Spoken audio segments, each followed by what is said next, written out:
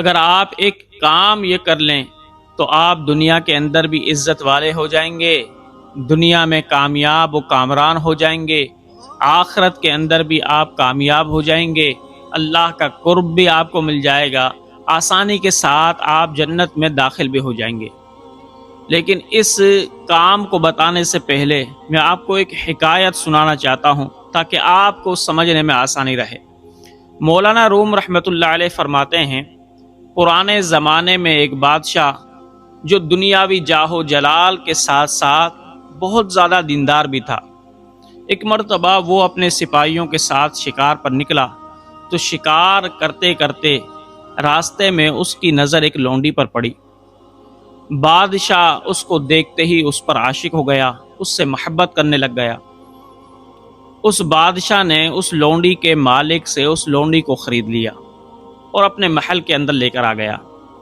لیکن لونڈی بیمار ہو گئی اور آہستہ آہستہ اس کا وزن بھی گرنے لگا، اس کے چہرے کی خوبصورتی بھی ختم ہونے لگی۔ بادشاہ بڑا فکر مند ہوا، اس نے دنیا بھر کے حکیموں کو بلایا اور کہا کہ جو بھی میری اس کنیز کا علاج کرے گا میں اس کو بہت سارا سونا بھی دوں گا، بہت ساری چاندی بھی دوں گا، بہت ہیرے اور جواہرات بھی دوں گا، جو بھی میری اس کنیز کا علاج کر دے۔ حکیموں نے کہا کہ ہم تو مردہ گھوڑے کے اندر جان ڈال دیں، نیم مردہ شخص کو ہم کھڑا کر دیں، یہ تو ہمارے بائیں ہاتھ کا کھیل ہے۔ اے بادشاہ، تو ہمارا انعام و اکرام تیار کر، ہم اس کا علاج کرتے ہیں۔ اب حکیموں نے اس کنیز کا علاج کرنا شروع کیا، لیکن جوں جوں علاج وہ بڑھاتے کنیز آہستہ آہستہ اور کمزور ہوتی جاتی، حتیٰ کہ اس کا چہرہ زرد پڑ گیا۔ حکیموں نے دیکھا کہ ہمارے علاج کا اس پر کوئی فائدہ نہیں ہو رہا، ہمارے دوائیوں کا اس پر کوئی اثر نہیں ہو رہا، تو وہ حکیم مایوس ہو گئے۔ بادشاہ کے پاس آئے اور کہا کہ اے بادشاہ، ہم سے اس کا علاج نہیں ہو سکتا، ہم مایوس ہو چکے ہیں، لہٰذا اب آپ ہمیں اجازت دو۔ وہ حکیم اجازت لے کر روانہ ہو گئے۔ بادشاہ بیچارہ بڑا فکر مند ہوا، اس کی دل اس لونڈی کے ساتھ لٹکی ہوئی تھی، اس کنیز کے ساتھ لٹکی ہوئی تھی، بڑا غمگین ہوا۔ اب وہ ننگے پاؤں بھاگتا ہوا مسجد میں گیا، سر سجدے میں رکھ دیا اور کہنے لگا، مالک کائنات، عبادت تو میں تیری کرتا ہوں، لیکن تو نے دنیا کے جو لوگ بنائے ہیں یہ بھی محبت کرنے کے لیے بنائے ہیں۔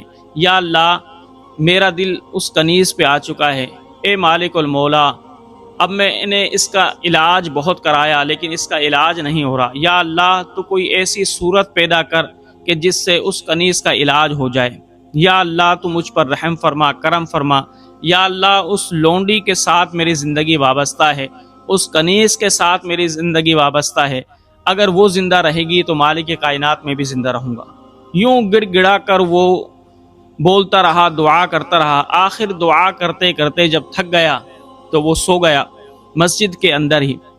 خواب کے اندر وہ کیا دیکھتا ہے کہ ایک بزرگ آئے اور اس بزرگ نے کہا بادشاہ کو کہ اللہ رب ذوالجلال تیرے پاس صبح کو ایک حکیم بھیجے گا، اس حکیم کے مشوروں پر عمل کرنا، جو کچھ بھی وہ حکیم کہے اس کے حکموں کی اطاعت کرنا، تو وہ کنیز صحیح ہو جائے گی۔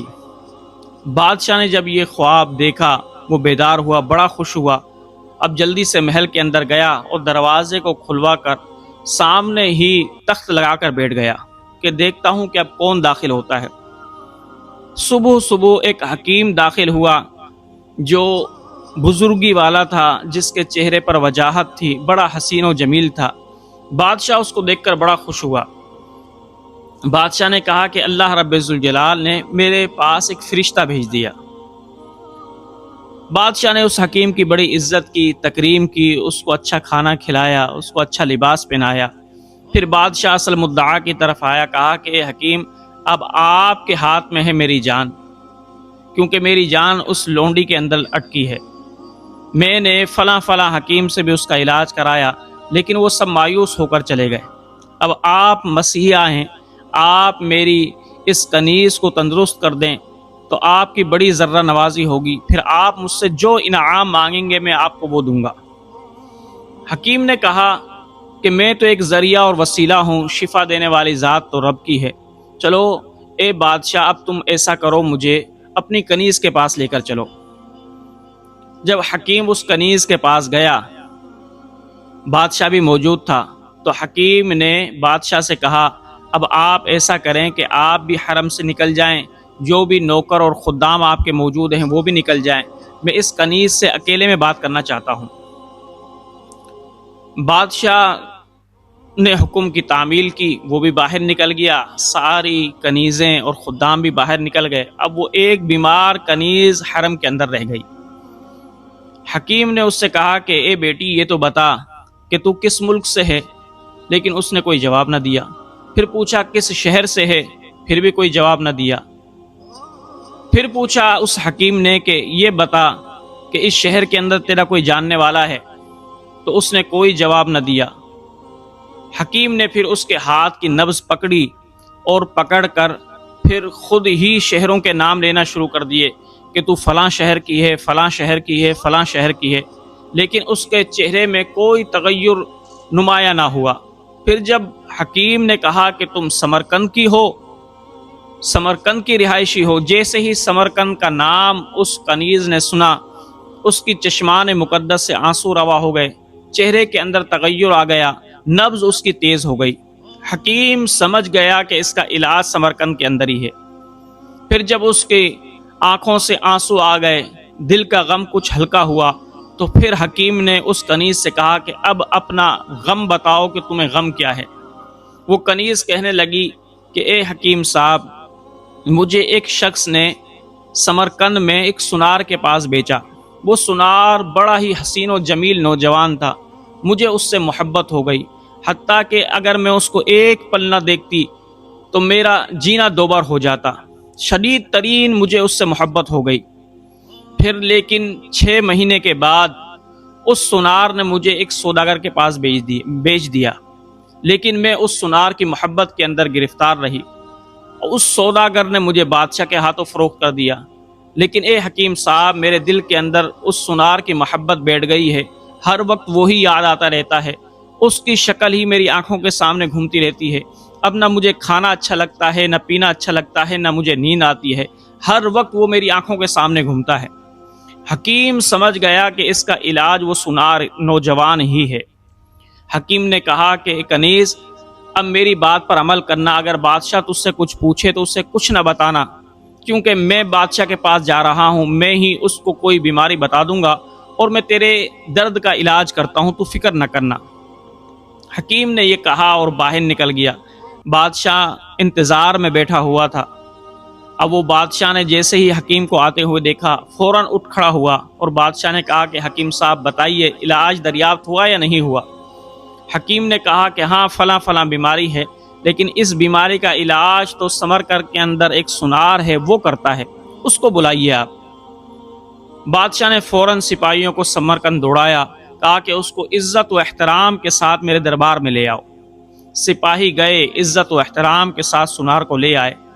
بادشاہ کے پاس جب وہ سنار آیا، بادشاہ نے اس کو خوب نہلوایا، دھلوایا، اس کو بہت ہی قیمتی لباس اس کو پہنایا، اس کو جوتے قیمتی پہنائے، اس کو ہار بھی پہنایا، پٹکا بھی بندھوایا۔ پھر اس کی مہمانی کی۔ مہمانی کرنے کے بعد بادشاہ نے اس سنار کو کہا کہ اب آپ میرے حکیم صاحب کی بات سنیں۔ حکیم نے اس سنار کو کہا کہ آپ میرے ساتھ اٹھ کر آئیں باہر، میں آپ کو سمجھاتا ہوں۔ اب حکیم اس سنار کو اکیلے میں لے گیا اور اس سنار سے کہا کہ ایک کنیز تیری محبت کے اندر گرفتار ہے، اب تم اس کے ساتھ کچھ عرصے رہو تاکہ اس کا علاج ہو سکے، اور بادشاہ کو بھی یہی کہنا کہ میں اس کا علاج کر رہا ہوں۔ سنار راضی ہو گیا۔ اب وہ سنار حکیم کے ساتھ کنیز کے پاس گیا۔ کنیز نے جیسے ہی سنار کو دیکھا، اس کا چہرہ خوشی سے کھل اٹھا۔ مولانا روم علیہ رحمہ فرماتے ہیں کہ جیسے جیسے وہ سنار کے ساتھ رہی، ایسے ایسے تندرست ہونے لگی، حتیٰ کہ 6 مہینے میں وہ بالکل تندرست و توانا ہو گئی۔ اس کا حسن بھی نکھر آیا، چہرہ ایسا ہو گیا جیسے گلاب ہوتا ہے۔ بادشاہ بڑا خوش ہوا اس بات کو دیکھ کر۔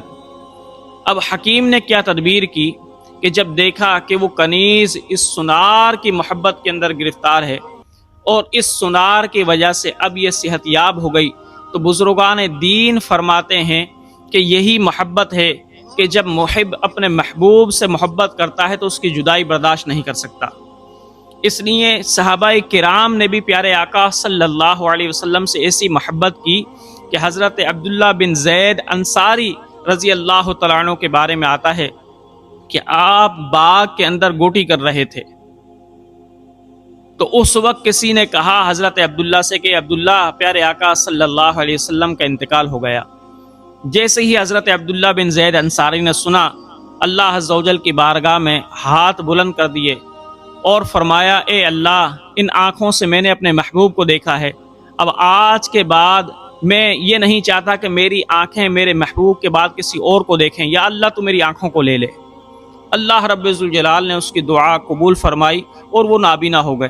تو صحابہ کرام کو پیارے آقا صلی اللہ علیہ وسلم سے ایسا عشق تھا۔ حضرت ابو ہریرہ فرماتے ہیں ایک صحابی تھے، وہ حضور علیہ الصلوۃ والسلام کے پاس آئے اور کہنے لگے، یا رسول اللہ، مجھے آپ سے اتنی شدید ترین محبت ہے کہ اگر میں آپ کو ایک لمحے بھی نہیں دیکھتا تو بے چین ہو جاتا ہوں۔ تو میرے بھائیوں، دنیا کی محبت تو انسان کو ناکامی دلا سکتی ہے، بے عزتی دلا سکتی ہے، خائب و خاسر کر سکتی ہے، لیکن پیارے آقا صلی اللہ علیہ وسلم کی محبت جس دل کے اندر بیٹھ جائے تو پھر وہ دل کبھی بھی ناکام نہیں ہوتا، نامراد نہیں ہوتا، دنیا کے اندر بھی عزت والا ہو جاتا ہے، آخرت کے اندر بھی عزت والا ہو جاتا ہے، اللہ رب ذوالجلال کا قرب بھی پا لیتا ہے۔ حضرت علی رضی اللہ تعالیٰ عنہ فرماتے تھے، اگر چاہتے ہو دنیا و آخرت کی کامیابی تو پھر پیارے آقا صلی اللہ علیہ وسلم سے شدید ترین محبت کرو۔ حضرت علی سے پوچھا گیا، شدید ترین محبت کیا ہے؟